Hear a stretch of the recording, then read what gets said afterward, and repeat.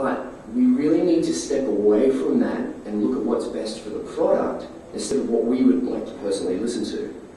And it's been really obvious to me playing a couple of games in the past, even parts in like Halo 2 when like this big rock score kind of comes in with like Incubus playing, and I mean, like, what the hell, you know, come on. Whose idea was it to go and grab Incubus to write a track for Halo 2? You know, someone on the team's gone, hey man, I really love Incubus, let's get them to do a track. And that was the kind of ideology behind it, rather than how can Incubus help this game out? How can they make this game's music sound better? It was more like, yeah, that would be really, really cool. And really, there is a kind of argument that having Incubus on a video game will actually sell more copies. I do not know anybody that will buy a game just because Incubus were involved with it. I'm sure there's probably one or two people out there, but it's not going to double your sales. So I think that's really important. So anyway, we're going to start out by talking about choosing the right composer. And this is regardless whether you're looking for someone outside of your company or whether you're looking for something, you know, you've got an in-house person, right?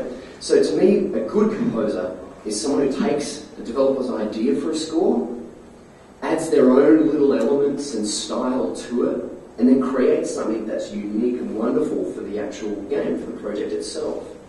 To me, a bad composer is someone who just shoots in the dark and happens to hit something that the developers actually like.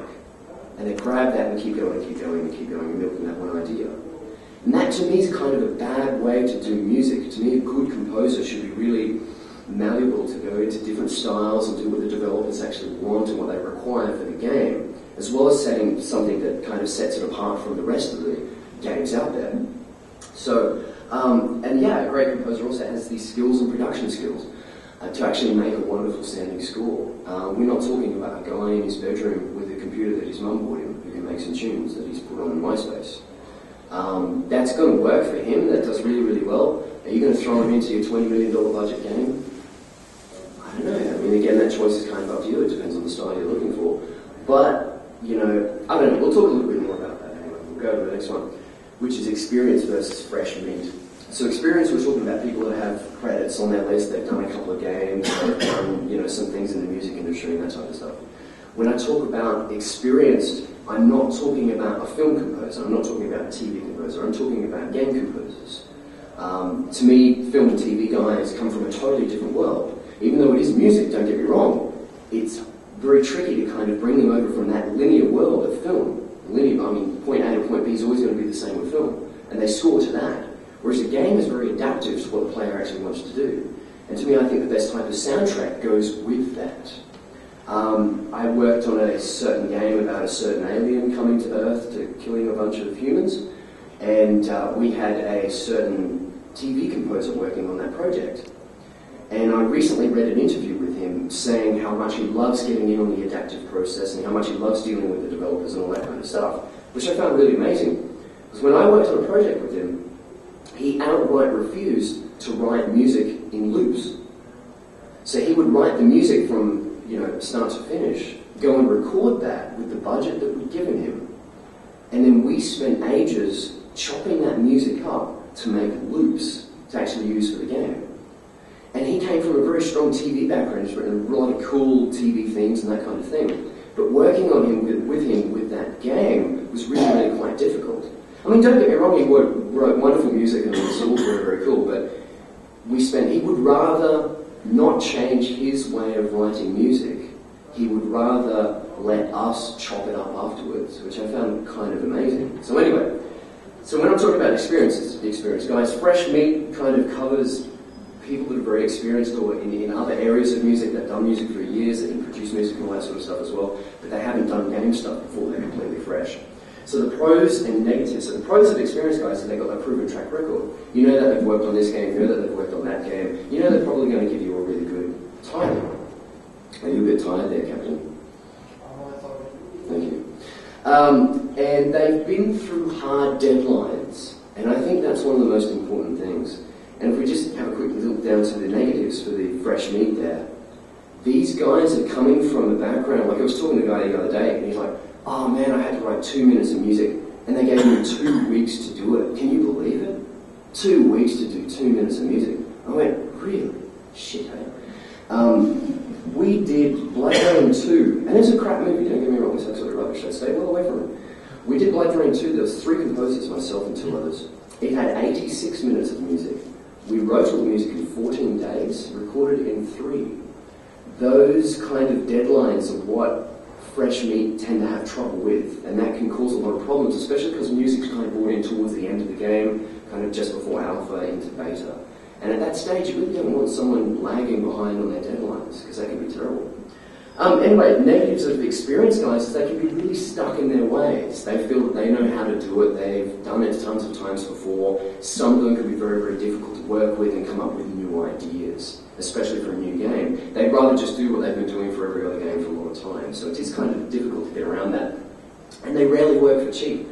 If you're working on a game and your budget's running out and you want to get whatever composer to score your project, they're often probably going to hit your bank balance with the company pretty hard. Whereas fresh meat guys are probably more able to work for cheap. They want to get some work, they want to get some experience, they're happy to work for a little bit cheaper. I think that kind of covers it. Oh, the fresh meat pros. Yeah, I mean, usually if you're bringing a guy with fresh ideas into it, he's going to have new ideas, he's going to be usually cheaper. So, kind of goes without saying, I guess. Finding a great composer. To me, every composer out there should be happy to do a free spec demo. And a spec demo basically means that you find 10 composers that you like the work of, whether they've done games that you liked before in the past, or they have a wonderful demo reel that you really like, even though they're fresh meat whatsoever. And you ask each one of them to do a spec demo, a demo on spec. So you ask them to write 1 minute's piece of music according to a brief that you've prepared, which kind of outlines a little bit about the game, kind of the direction of the music that they're looking for, maybe some music that it sounds like. And most composers, do, and I think everybody should, be happy to do a spec demo for free. So write 1 minute's worth of music, give that to the developers, and then they can choose the best out of those 10. And to me, that's kind of the best way to find the composer that works well for you, writes the kind of music that you want to hear, and that type of thing. Budgeting of the composer. I have a lot of trouble, I probably find the biggest trouble I have is the budgeting stage with developers. It seems to be this kind of dark secret art that I don't really have worked out yet. But anyway, I'm sure we'll get there one day. So a couple of myths within budgeting a composer. A few years ago, a guy named George Sanger, I think his name is, better known as the Fat Man. He wrote music for the Wing Commander games. Several years ago, he was the guy in game audio, in game music in particular. And he wrote a book, and in this book, he started talking about budgets and costs and that sort of price. And he said, yes, composers charge $1,000 per minute for finished music. And that is utter bullcrap, and the myths really come about after that. I mean, if you're doing a game that has 100 minutes worth of music, you're looking at a pretty heavy kind of cost in there. So that's a total myth. I can say that I've never charged $1,000 a minute, and a lot of my friends and things who are composers never charge $1,000 a minute either. A lot of the bigger guys, yeah, they probably charge $1,000, maybe even more. But yeah, I mean, to me, like with costing per minute, it's a silly way to do it, right? Because 1 minute's piece of music could be one chord just held for 1 minute, or it could be the most elaborate adaptive orchestral piece you've ever heard. And obviously that's going to be a lot more work, so it's very difficult to kind of charge by the minute. To me, it doesn't really make much sense. Another myth is that in-house music is actually cheaper than outsourced. They're probably about the same. A lot of developers hire composers to work in-house, actually work in part of the company, and the assumption there is that it's actually cheaper to do that. But in effect, once they actually hire the composer, then they've got to fit a composer's studio out, if they're serious. And that can cost thousands and thousands and thousands of dollars to get all the programs, to get all the systems, all the hardware, all that sort of stuff to fit it out, right? Then they've got to pay for all the recording fees at the same time. So once they've got their composer in-house, and the composer writes music, the developers still have to pay for all recording fees. So they go off to the orchestra, they record music with the orchestra. The developer has to pay for that.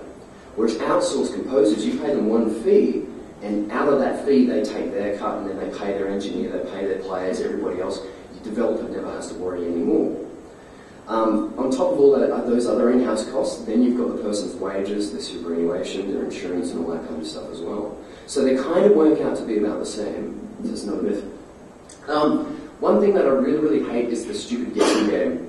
I've had some companies and stuff in the past that instead of asking